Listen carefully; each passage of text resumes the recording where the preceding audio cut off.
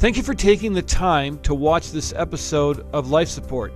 If you enjoy the content, we would ask that you like it, hit subscribe, and share it with your friends. Hey, it's so good to have you on Life Support. What we do in this program is we love to tell stories about redemption, stories about how Jesus enters into suffering and trauma. And we've got a wonderful story to tell today as well. My guests, Maggie Swanson and Tad Weiss. The book is 25 Meters to God. You may be wondering, well, what does that mean? Well, we're going to tell that story today. Thank you so much for being here, both of you. It's great to have you. Yeah, thanks, Paul. So let's start with you, Maggie. Your story began when you were overseas. Tell me how you got there and what you were doing over there.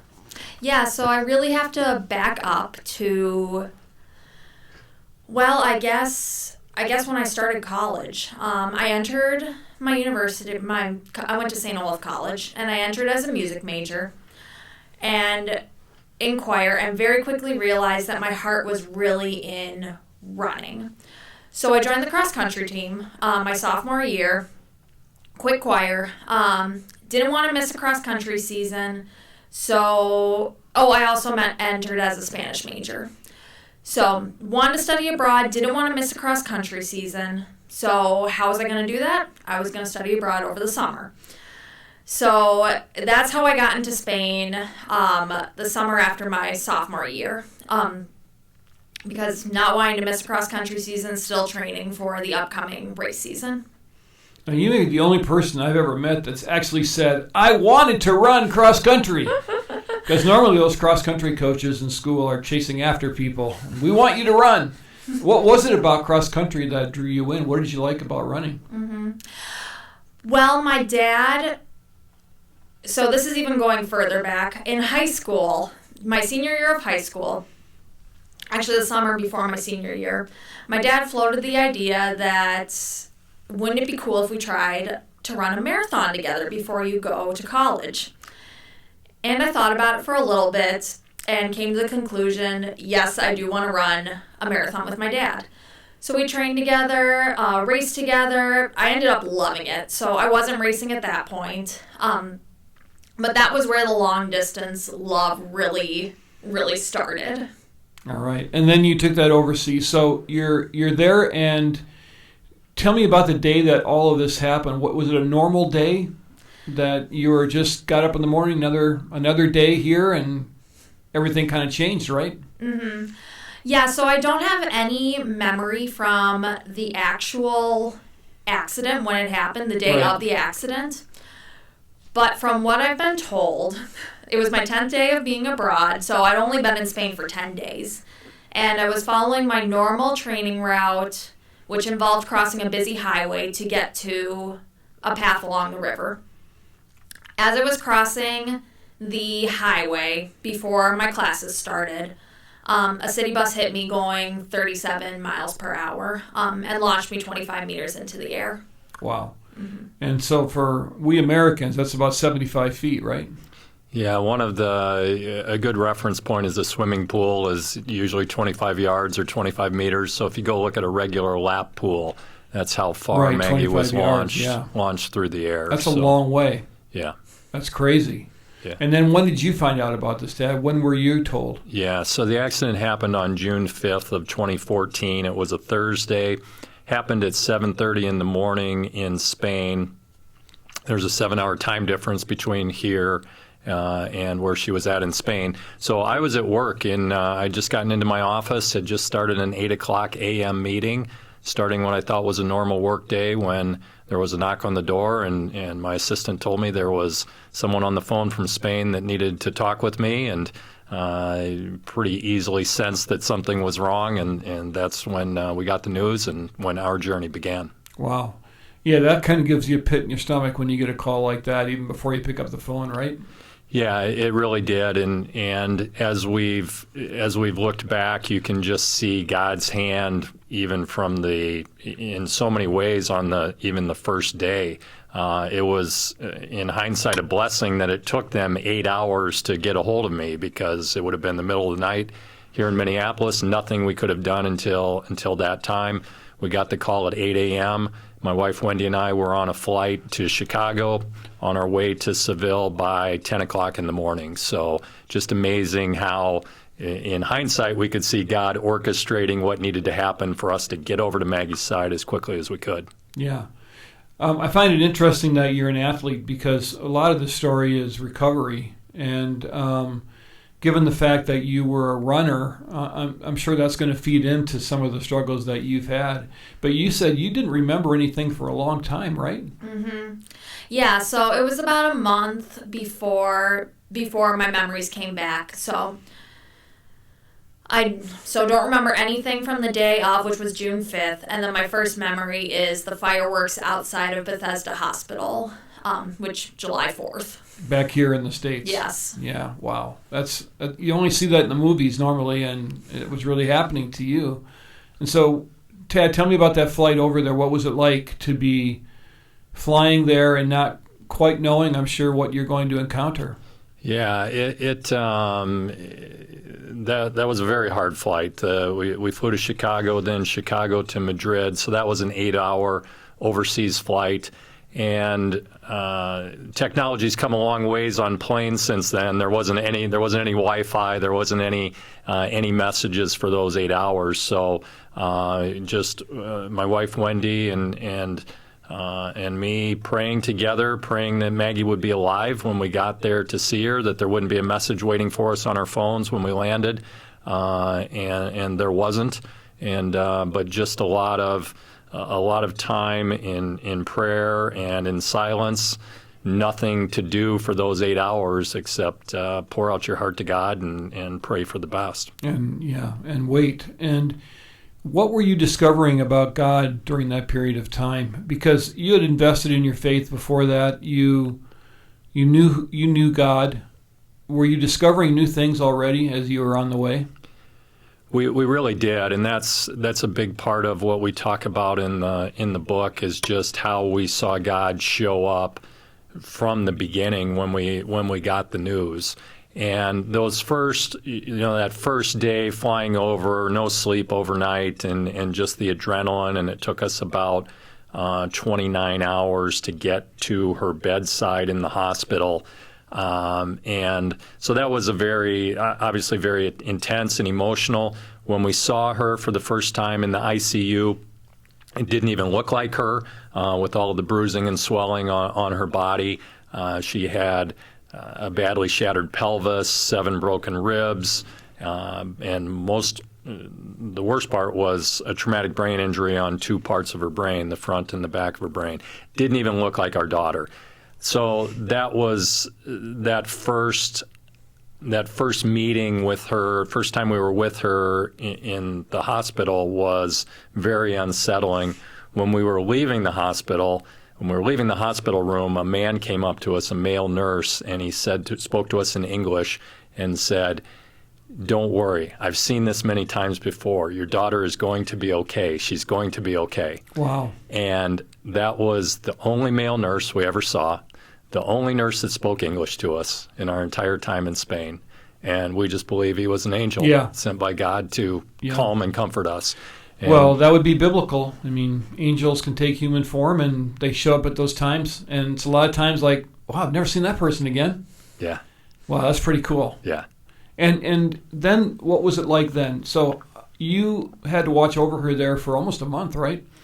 Yeah, we were in Spain for 23 days. The amazing part is that almost every day that we saw her, she just looked a little bit better.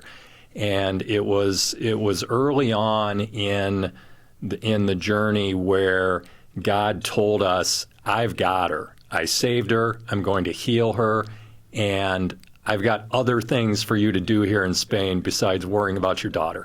I've got that part."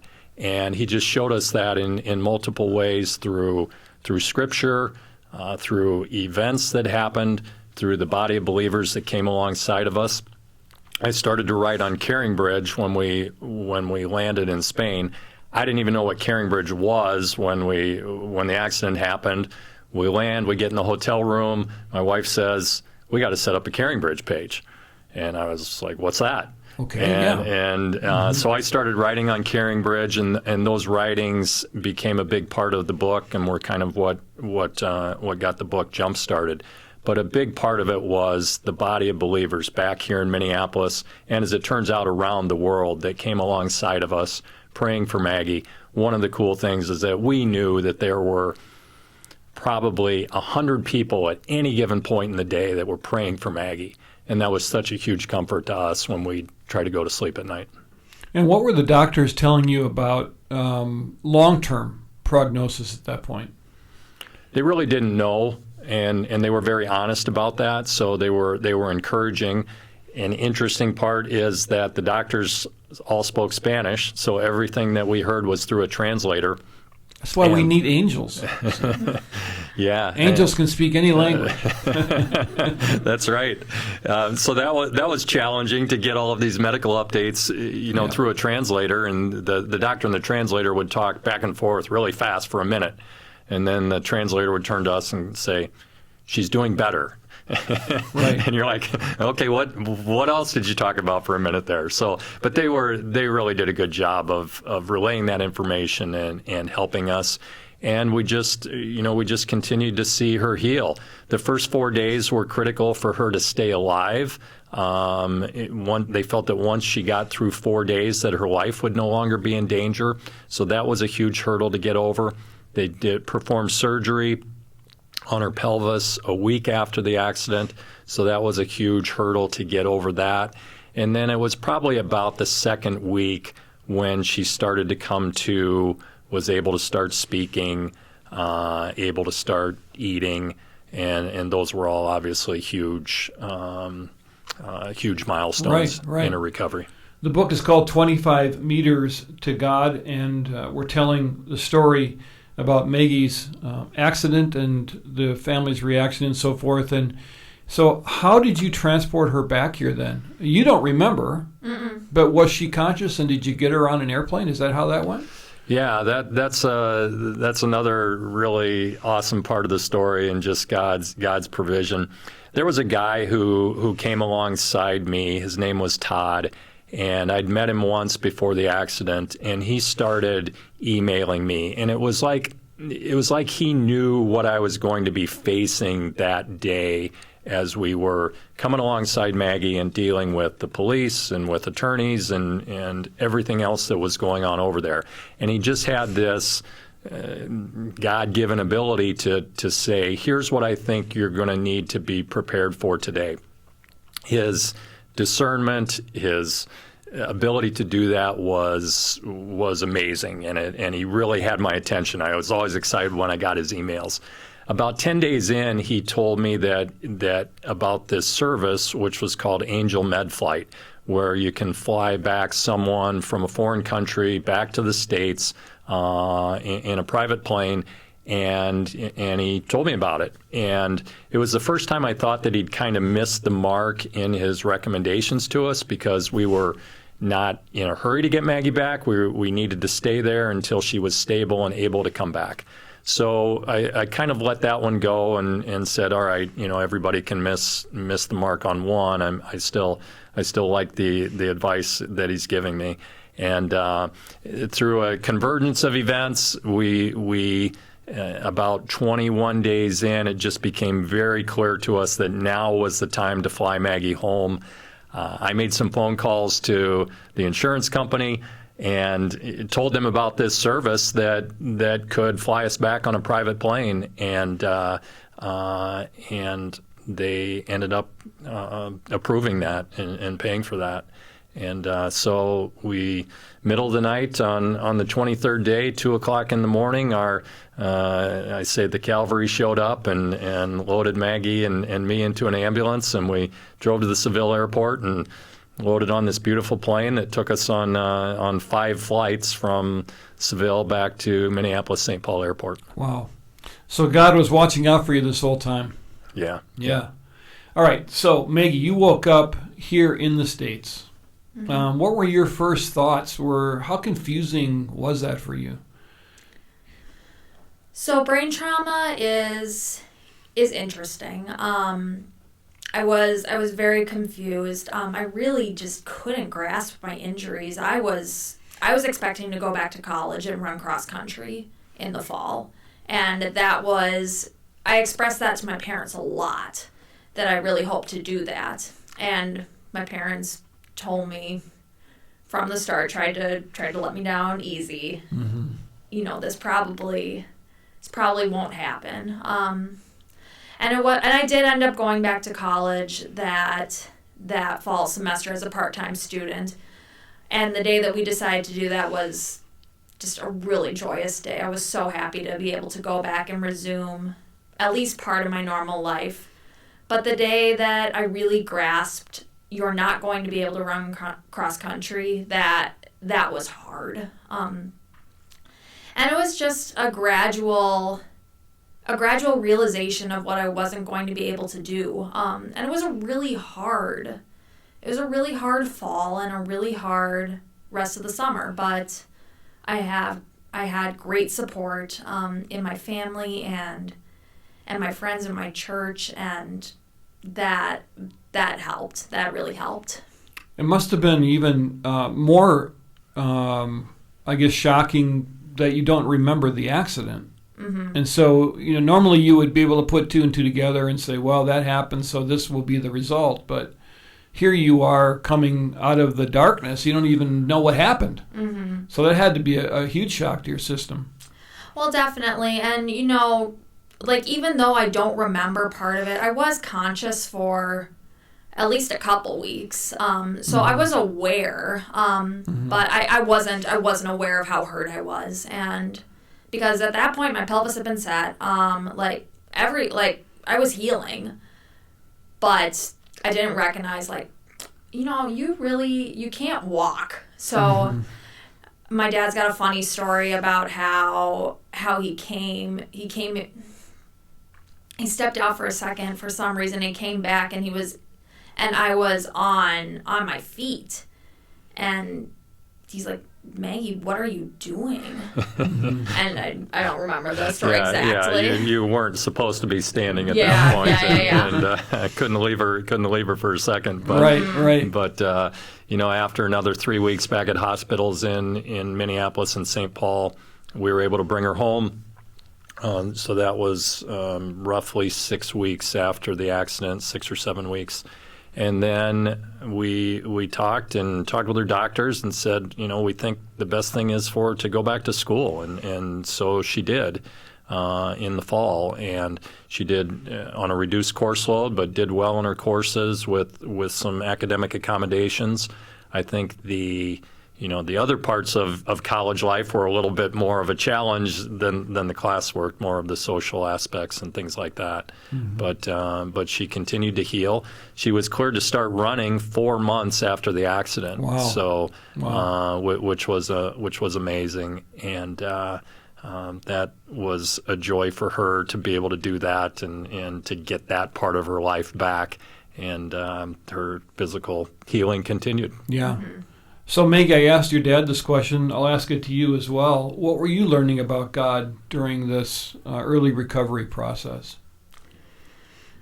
Well, looking back, I was definitely learning perseverance and hard work, doing what God puts in front of you, and also trust, realizing that the bad things that happen to you, they don't have to define you. Mm-hmm. So God helped me to see it's really what you make of the challenges in your life. It's not the challenges that happen to you.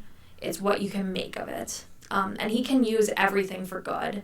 He was teaching me still is teaching me that everything that happens, he can turn to good. Mm-hmm. Yeah, and you had to learn that the hard way, I guess, is one way to say it. Mm-hmm. So what was happening here? Now, so your wife was here this whole time? No, she was with you. She went with me, yeah. Okay. So you were together there. We were together there. One of us could fly back with Maggie on the private plane when he flew back with our luggage. Mm-hmm. And but yeah, we were together for the entire 23 days in Spain, and it was actually a beautiful time in our marriage. And for us, we literally were by each other's side the entire 23 days except for maybe 1 hour.